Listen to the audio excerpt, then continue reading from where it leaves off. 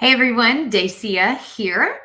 Welcome to my Wednesday live streams of Corporate Caffeine, where it is my mission, my passion, my honor to try to bring you best practices to fire up, to energize your personal impact and your organizational impact in your work. Around here, I believe that your work should bless the world and that is how you find your potential for the biggest joy possible, the biggest impact possible, and to figure out, why are you here? What does this all mean? And work is a critical component to unlocking that for each and every one of us. So welcome to Corporate Caffeine. Now, if you've never joined me before, sometimes I do solo casts, and we are on a 5-part series, and we are in week 4. You can catch the previous episodes in my feeds on, we now go live on YouTube, on LinkedIn, and on Facebook for right now.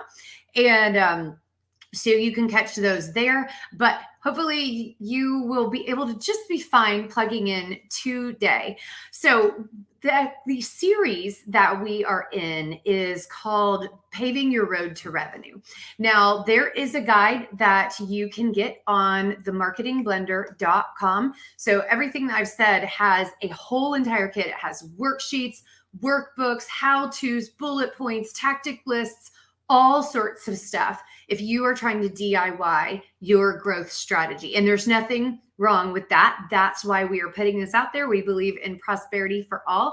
And I am a big, big believer that stewardship, meaning driving and stewarding resources appropriately and honorably, includes stewarding your knowledge. And so my team and I had a lot of fun building this last year, because this literally comes from the trenches in regards to how do you turn around a company in trouble, or how do you accelerate growth when there is a timeline or a deadline that you really need to hit, because it is about cutting waste from how you approach your business development system. That means marketing and sales. So this is all inclusive, because growth is growth and everything should be unified around that common vision. And so we want to cut waste, and we want to help you get super effective at making sure that you're making the right decisions and putting your attention and your resources where they will have maximum impact for the people that need your solutions and for your own company. So this week, we are talking about stopping by the ATM on your road to revenue. Now, I get it that this is a little hokey and a little bit campy, but believe it or not, sometimes these mnemonic devices are wildly helpful in making ideas sticky, marketing 101, right? And so I do love them, and I am definitely a little quirky and campy sometimes. So I think all of you know that by now. So I want to share this with you guys. Mark Fratto, amazing to see you. So we are going to dive in. Now, just to make sure that there is a continuum in regards to the content that I'm bringing with you. Last week, we were talking about the best possible way to set yourself up for tactical execution success, meaning you've figured out your strategy, you figured out what you should do. That was on episodes 1 and 2. And then on number 3, now it's time to go. It's time to get the word out there, because you've done the good strategic work, and you have to follow the ABCs of execution. And it is align with your market, build the things that will convert interest into inquiry, and then champion it from the mountaintops. ABC, align, build, and champion. And at the very end, I give you effective rules of advertising, your do's and don'ts of how to not waste money and not waste opportunities and have significant impact. And I left on the note that I wanted to talk to you about how to make sure that you get speed on this journey, like as you're in your ABCs of marketing. And so I'm going to walk you through. I wish I had a whiteboard. Oh, I do have a piece of paper, so maybe I'll do that. Normally I do this on a whiteboard, and I've never done that on a live stream before, so I do not know if I know how to do that digital portion. So I'll probably just share my screen, and if I have to draw, you can hang with me, and you can send me a direct message with questions about that. We've got other videos where I actually do have a whiteboard about this. So When I'm talking about an ATM, what am I talking about? Well, first of all, I'm talking about creating exchanges with your audience. Now, we all know that in a buyer's journey or in a sales process, the end goal is a decision, is hopefully a yes decision, because it means the customer or the future customer has decided to make progress on a problem or desire that they had, which is a total win for them. And of course, it is a win for the service or product provider because it was a successful sales engagement, a successful close, if you will. And so obviously the exchange that we are talking about is exchanging money for product or service as an exchange. Very simple, basic business principles. However, there are two additional exchanges prior to this, and skipping them or not naming them and navigating them effectively and respectfully can cause a lot of problems. Namely, it can really, really slow down that buying process, and it can actually open up dangerous gaps where you lose the opportunity and you create friction, or you waste a buyer's time and they go elsewhere, or they never make a decision to proceed in the first place, which is a total fail for everyone, not acceptable. So ATM, this is what the exchanges are. So M, of course, was money for product or service. So what are the first two? Well, the very first one that we're talking about is the exchange for attention, an attention exchange. Now, what do I mean when I say this? Well, we can simply go to our words, because our words actually tell on this. When I am asking for attention, what am I saying? What is the words that we use? We say, hey, pay attention. And sometimes it's implied, and sometimes if you're a mom of boys, it is explicit. Hey, pay attention. But the deal is there is an exchange. They have to give you their attention, and you are providing something in exchange. Now, when you're talking marketing or prospecting, so for instance, if you're social selling, you have to provide something that is actually worthy of their attention. And that is the key. Too many people just talk about their features and their benefits and me, and us as us. You know how much I hate that. Go back to video 1 and 2 if you do not, or pretty much every other marketing video I've ever done, but it is never, ever about you. So here's my little growth hack. Here is my attention exchange hack. Normally this can be unpacked in an hour or weeks if we're building it on purpose, but let me just go ahead and get straight to the punchline. The best way to create high value exchange for someone's attention is to talk to them about them. That's it. Do not talk about yourself. Do not talk about what you think. Do not talk about what you think you do, what your features or benefits are. No. You talk to them about them. We are all our favorite subjects. So if you want to get someone's attention, talk to them about them. And if you are worthy, then it will lead into the next exchange. Okay, so A, attention exchange, ATM. So the next one obviously is T.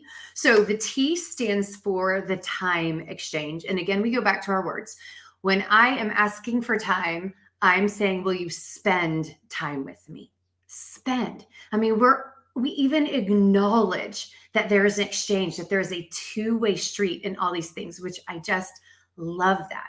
And so what are you doing and what are you giving that is so valuable, that it is worth someone giving you their time, which they can never, ever, ever get back? Never, ever. And that's horrible, right? Time is the one thing that we cannot go backwards on. We cannot circulate, right? It is non-renewable. And so the time exchange is incredibly important.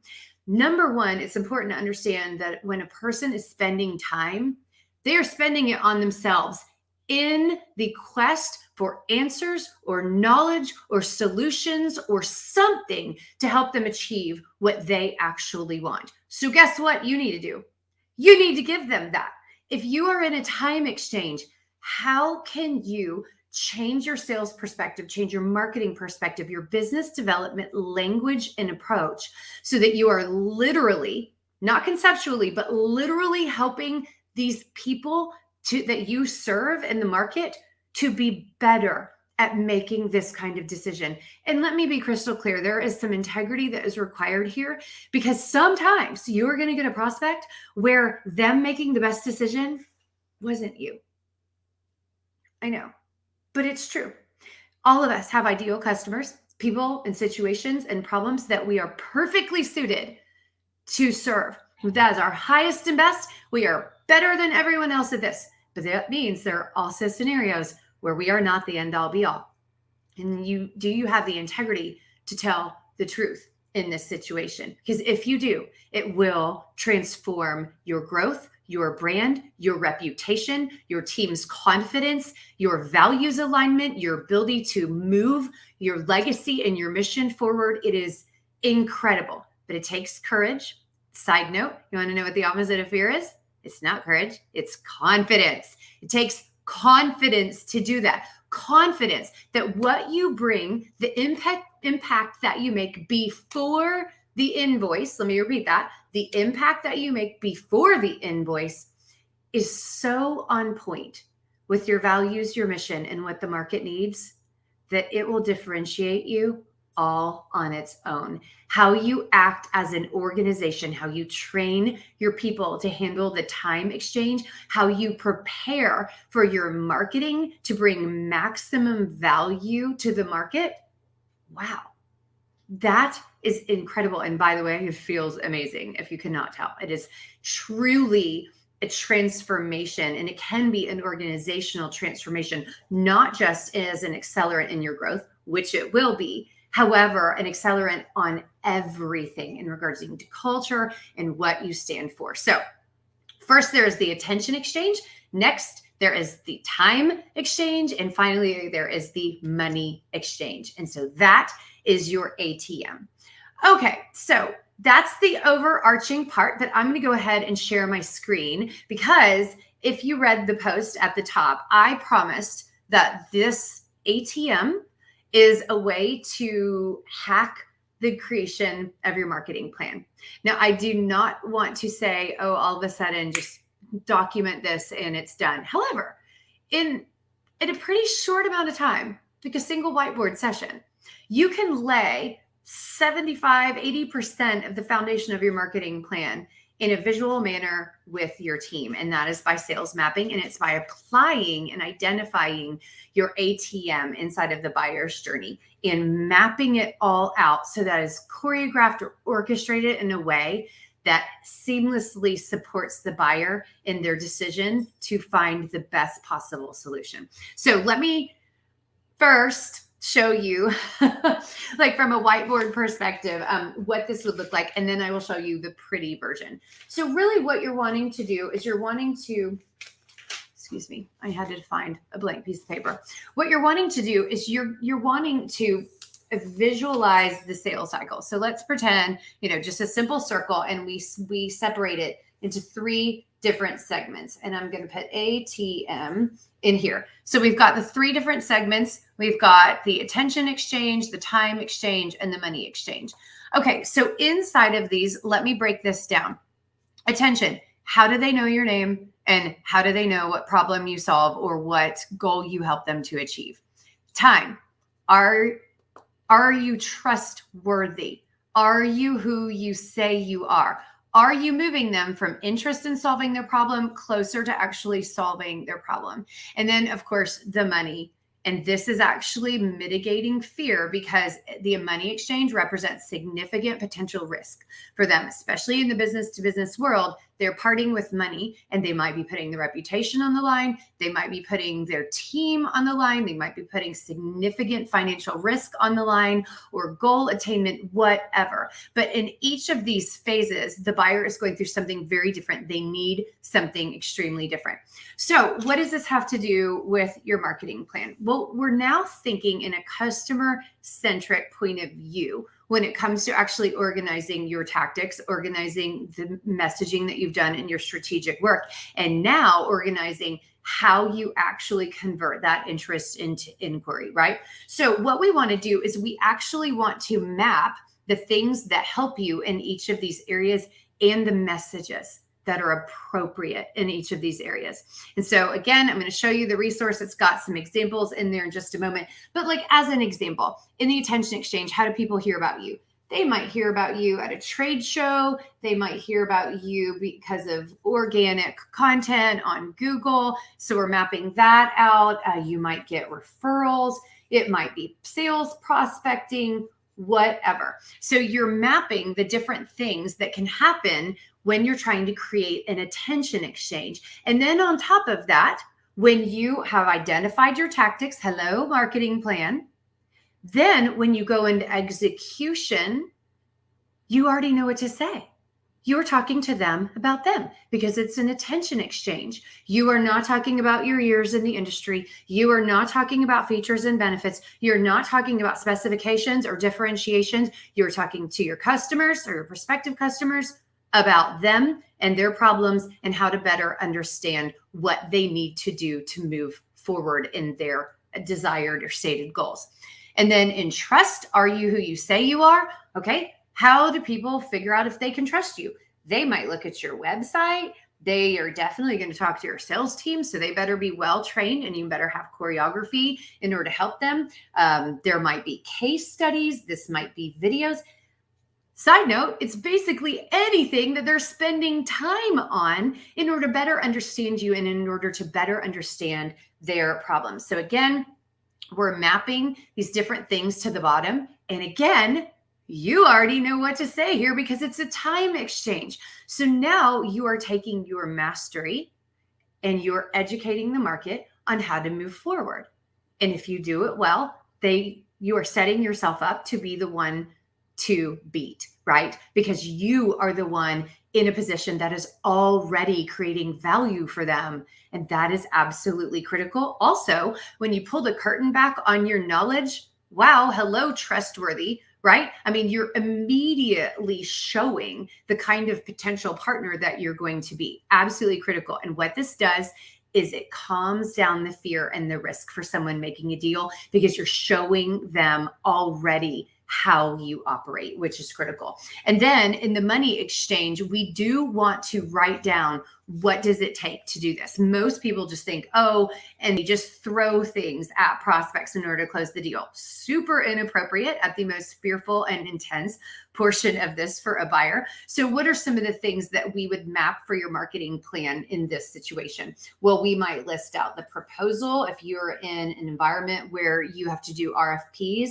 then obviously your RFP information and the templates that you use. Maybe there are terms and conditions, T's and C's. Maybe there's legal review. Maybe there's technical review. Maybe there's buy-in or building consensus or a pitch or a board presentation or whatever. But there is always multiple things. Sometimes you need a PO. Other industries you do not. However, those need to be labeled because if you can calm down the friction, if you can prepare for them and let them know what the process is, you are seamlessly helping them to move forward versus, hey, we forgot that legal is going to have to do a T&C review and that just delayed our decision by another 3 months, right? So making sure that you can do that and you can figure out an amazing process around that. And then of course, since it is the money exchange, speaking of messaging, coming back to messaging, what are you saying there?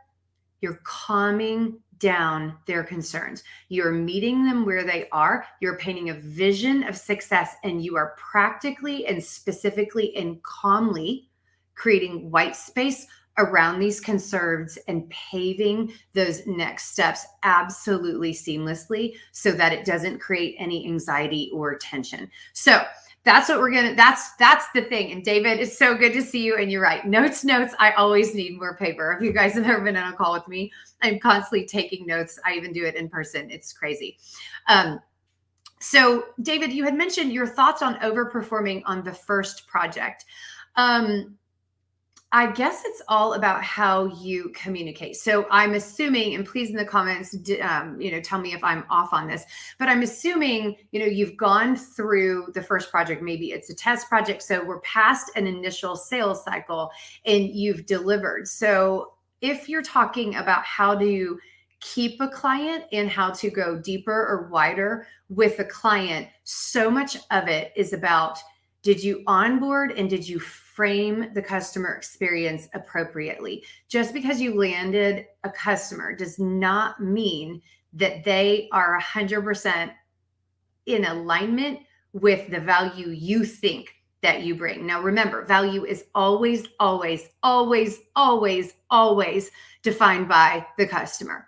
Even if you think they're crazy, it is always defined by the customer. So you need to be anticipating places where they might get frustrated and just tell them, like in an onboarding call. Make sure that you're setting up things where you're framing the narrative, where you're explaining the process, and where you stay committed to that frictionless experience.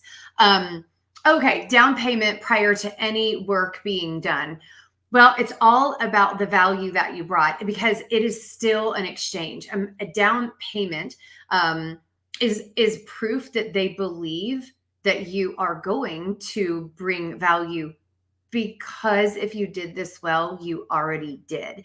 So as an example, making sure that your sales process and the deliverables inside of your sales process are super, super helpful, and that they are crystal clear what the process is going to look like. Think addition of timelines, showing, this is one of my favorite things, showing them examples of what progress should look like, of what it looks like to check in, of how they're going to know that you are on point and that you're on progress and making the, making good on the promises that you communicated. Because if you've already built value inside of the sales cycle, that down payment is going to be really a non-issue. And I do know this from experience, because every single SOW that we have clients sign, they have to provide payment at the time of signature, or we do not start work. I mean, we're a service business.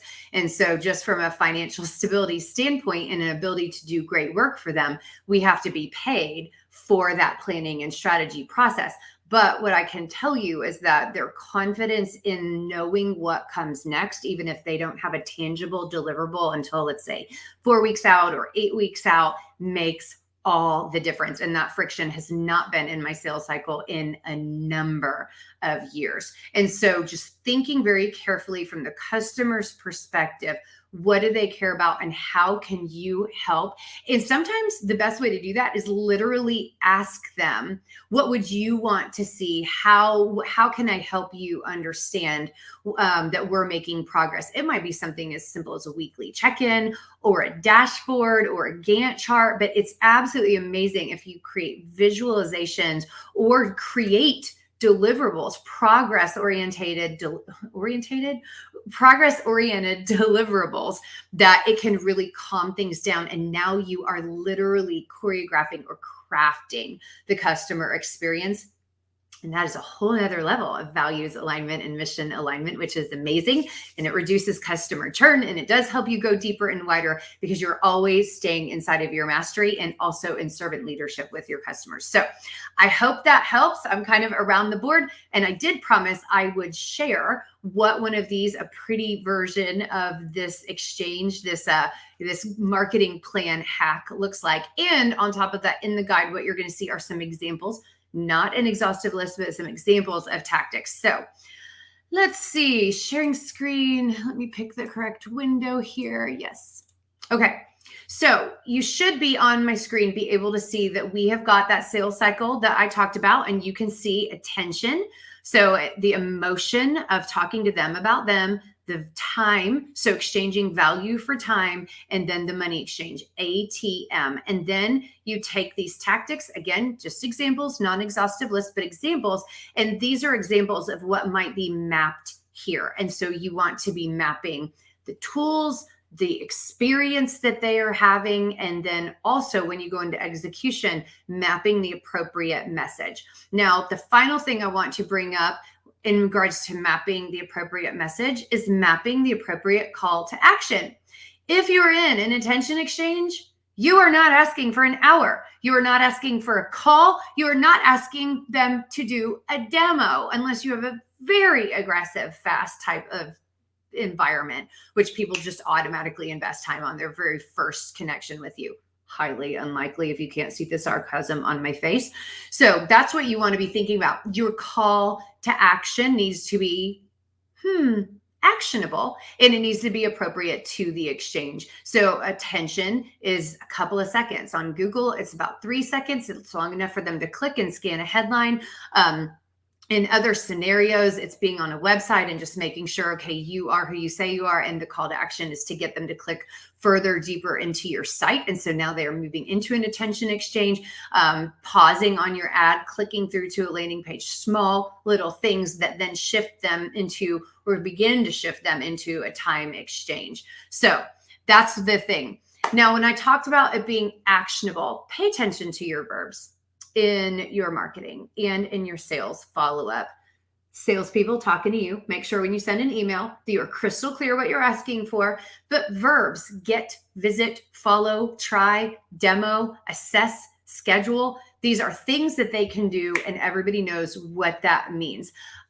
When you start getting down to learn, I start to get a little worried about this. I also get a little worried about subscribe, because if you're not communicating what value they're going to get from that, it might be a little too loosey-goosey. However, you get my point. Make sure that you're being crystal clear about what the next step is. Okay, so that brings us to the end of our corporate caffeine today.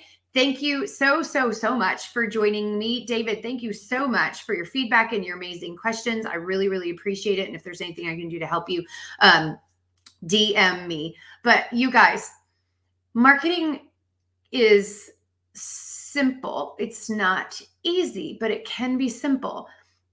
But you don't get to just throw stuff up against the wall. Selling, business development, that is all under the marketing umbrella. So I just want to make sure that I'm always communicating that I am being all encompassing around your communication on the value that you deliver in the broader world, right? And it's so incredibly impactful to do this with intention and integrity in heart. I know that I'm repeating myself, but it's because I just really want you to ask yourself, what if? What if that's true? What if harnessing the power of communication can be transformational from a financial perspective, from a goals attainment perspective, from a culture perspective, even from a delivery mode perspective? What if simply being human and owning the things that we all have, our words, our need to connect and communicate clearly, what if just that subtle twist is a game changer? What if? So I want to leave you with that. I also want to leave you with the fact that you have everything that you need to be able to do this. So dive in, get creative, get curious. And if you need support, I'm here. My team is here. Look at some of my previous LinkedIn lives. There are some amazing peers that I have that have commented and shared resources. So reach out to them. Oh my gosh, I host tons of brilliant people on this. Reach out to them, because the one thing about amazing people, birds of a feather flock together. And I have been blessed to attract and to connect with and to learn from other servant leaders. And so I challenge you to take us up on it, where any of us can be of service to you. We all deserve a work world full of connection, prosperity, and meaning for everyone. So come along with me. Let's do that together. Onward and upward, my friends, and I will see you next week. Oh, and side note, we've got some bonus corporate caffeines coming. We've got one on Friday and Thursday of next week. And so you will see me a couple of times next week. So looking forward to it. And please let me hear from you. Are there specific sticky situations that I can tell stories, that I can share things, that I can give you tools, that I can give you cheesy acronyms on to help you get more effective and cut waste out of your business development? Let me know what would be good for you. All right. Onward and upward for real this time. Bye.